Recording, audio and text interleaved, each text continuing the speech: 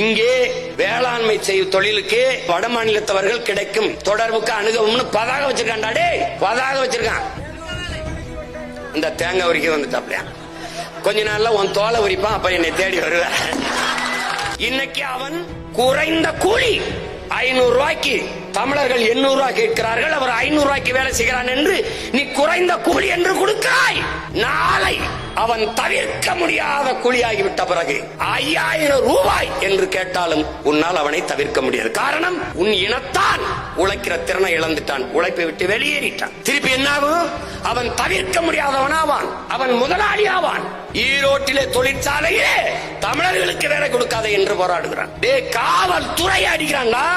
நாளைக்கு ஒன்னே என்ன அடிக்க எவ்வளவு நேரம் ஆகும்? பைத்தியக்காரா ஈழத்திலே அடித்து விரட்டினான். அகதியா வந்து நிக்க ஒரு இடம் வைத்திருந்தாய். இங்கே அடித்து விரட்டினால் நீ எங்கே போவாய்?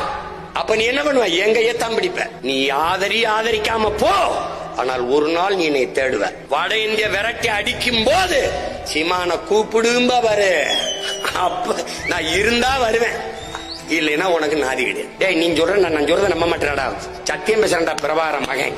நீ என்னை தேர்வு பண்ணி உட்கார விடா. நான் சீமானாகிய நான் சொல்லும் போத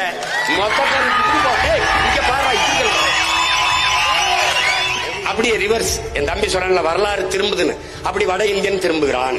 எப்படி வரும்? திரும்பிடுவான். என்ன விளையாட்டு சொல்லிட்டு நினைக்கிறேன் நீ? என்ன டேய், அண்ணன் சொல்றத கேட்டுக்க ராசா, எச்சரிச்சுக்க. விழிப்புணர்வே விடுதலையின் முதல் படி.